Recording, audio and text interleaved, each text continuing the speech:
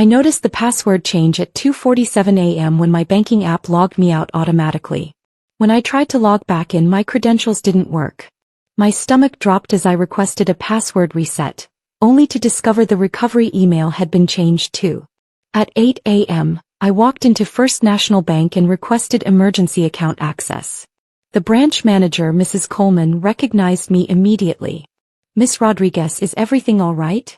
Someone changed my password and recovery email overnight. I need to access my account."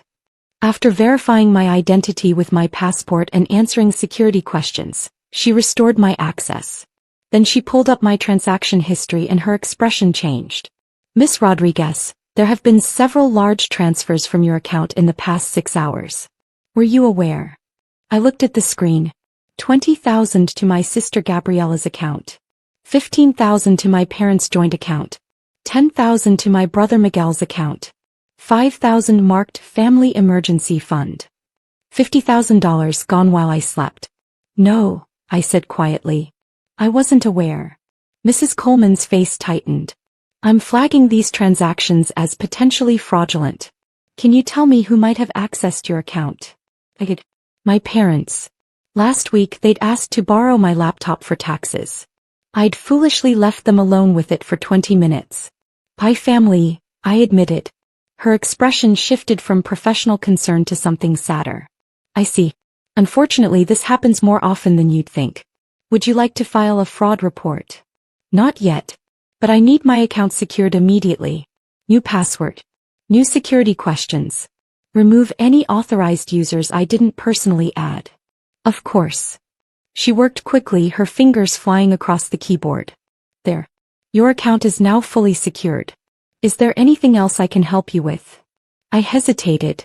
"Can you check if there are any joint account holders I didn't authorize?" She checked, then nodded grimly. "Your father was added as a joint holder 3 weeks ago. The authorization signature appears questionable. They'd forged my signature." Of course they had. "Remove him." "And Mrs. Coleman? I need to transfer the majority of my funds to a private investment account. Somewhere they can't see or access."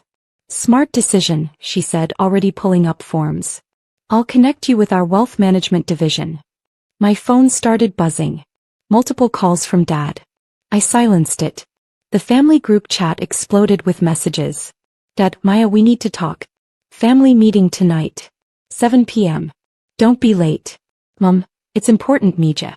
We have exciting news about family investments." "Gabriella, thanks for the help with the car down payment, sis. You're the best." So that's what they were calling it. A car down payment. An emergency. Meanwhile, they'd stolen $50,000 from my account after locking me out. I typed back, "I'll be there. 7 p.m. I had 6 hours to prepare. I arrived at my parents' house at 6:55 p.m. Gabriella's brand new Lexus sat in the driveway, gleaming white with temporary plates. $50,000 of my money parked like a trophy. Mom opened the door, all smiles. "Maya, come in, come in. We have so much to discuss." The living room looked like a celebration. Champagne glasses. Appetizers.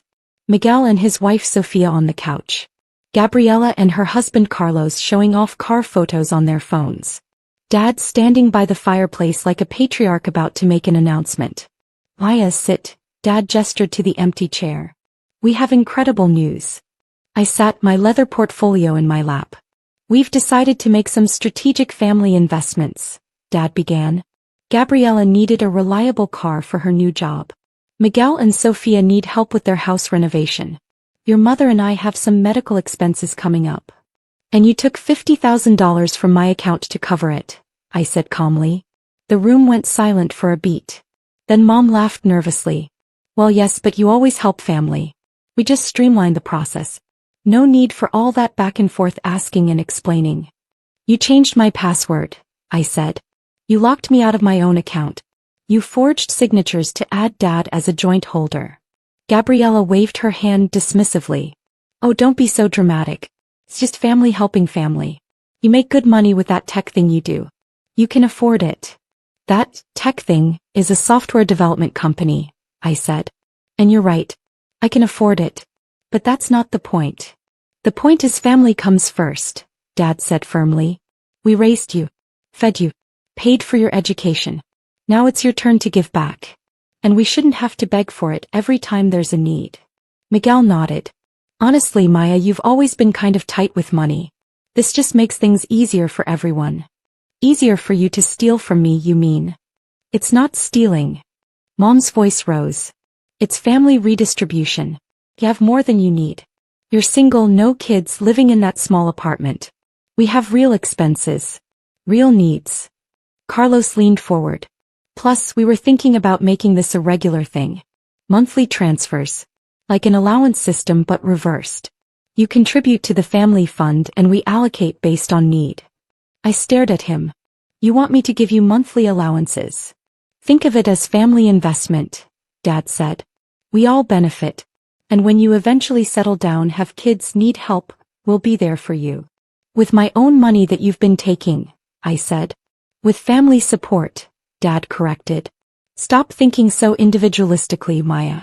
In our culture, family shares everything. I opened my portfolio and pulled out a document. This is a fraud report from First National Bank. It details unauthorized access to my account, forged signatures, and $50,000 in fraudulent transfers. The room went cold. You filed a fraud report? Mom's voice was barely a whisper. Against your own family? I documented the fraud, I corrected. I haven't filed it yet. But I will if necessary. Necessary? Gabriella's voice went shrill. You'd send your own parents to jail over money? You'd steal from your own sister after locking her out of her account? I countered. Dad's face was turning red. We didn't steal. We took what we needed. What you should have freely given. Then why did you do it in the middle of the night? Why change my password? Why forge signatures? If it was just family helping family, why all the deception? No one answered. I pulled out another document. This is my real bank statement. The account you accessed? That's my spending account. I keep about $100,000 in there for monthly expenses and family emergencies. I slid the paper across the coffee table. Dad picked it up. His eyes went wide. Mom looked over his shoulder and gasped. What is this? Dad's voice shook. My actual net worth, I said calmly. My software company was acquired by tech giant last year. The sale price was $1.2 billion. After taxes and distribution to my partners, my personal share was $847 million. Current investment portfolio value, $1.1 billion. The silence was absolute. Gabriella snatched the paper. This is fake. This has to be fake. It's not, I said. Call the number at the bottom. That's my wealth manager at Goldman Sachs. He's expecting your call. He has permission to verify the information. Miguel was shaking his head. You're a billionaire? And you let us think you were just some freelance developer. You assumed I was just some freelance developer, I corrected. I never lied. You just never asked. None of you ever asked about my company, my work, my success. You just assumed I was the family ATM and treated me accordingly. Mom sat down heavily. Maria and I, we could have. Could have what? I asked. Treated me with respect? Valued my success? Been proud of me? You could have done all of that without knowing I was wealthy. But you didn't. This changes everything, Dad said, his voice taking on that calculated tone I recognized. With this kind of money you could help the whole family. Real help. We could pay off the house, buy investment properties, set up college funds. No, I said simply. No. I'm not giving you anything. In fact, I want the $50,000 returned within 30 days, or I file the fraud report. Carlos laughed incredulously. You're a billionaire and you won't help your family? That's sick. You're my family and you stole from me, I said. That's sick. I pulled out the last document. This is a settlement agreement. You return the $50,000. You surrender any financial information you have about me. You remove yourselves from any accounts. You never request money from me again. In exchange, I don't press charges. And if we don't sign? Miguel asked. Then I file the fraud report tomorrow. Bank fraud is a federal crime. You'll face prosecution, fines, and possible jail time. And I guarantee you won't see a penny of my money either way. Gabriella's face crumpled. I already spent $20,000 on the car down payment. I can't return it. Then you have a problem, I said. Figure it out. Sell the car. Take a loan. Get a second job. Not my concern. How can you be so cold? Mom asked, tears streaming. We're your family. We raised you. You raised me to be successful and independent, I said. Congratulations. It worked. And part of being independent is setting boundaries with people who exploit me. Dad threw the settlement agreement on the table. We won't sign this. You can't blackmail your own family. It's not blackmail. It's consequences. I stood, gathering my documents. You have 24 hours to decide. Sign the agreement and return the money, or I file the report. Your choice. You'd really do this? Dad asked. Destroy your own family over money? You already did that, I said quietly. Last night when you stole from me. I'm just refusing to pretend it didn't happen. I walked to the door. Behind me I heard Gabriella crying, Miguel arguing with Sophia, Mom and Dad in heated whispers. My phone buzzed before I even reached my car. Gabriella, you're a monster. Mom is having a panic attack because of you. Miguel, this is all your fault. You should have just been honest about your money. Dad, sign the agreement and return the money? Where do you expect us to get $50,000? I blocked all of them and drove home. 23 hours later, my attorney received signed settlement agreements from all family members. The $50,000 was returned in 3 wire transfers over the next week. Gabriella sold the Lexus at a loss. Miguel took out a personal loan, and my parents withdrew from their retirement account. They tried to reach out several times. Relatives called to tell me I was tearing the family apart. Aunts sent texts about forgiveness and family values.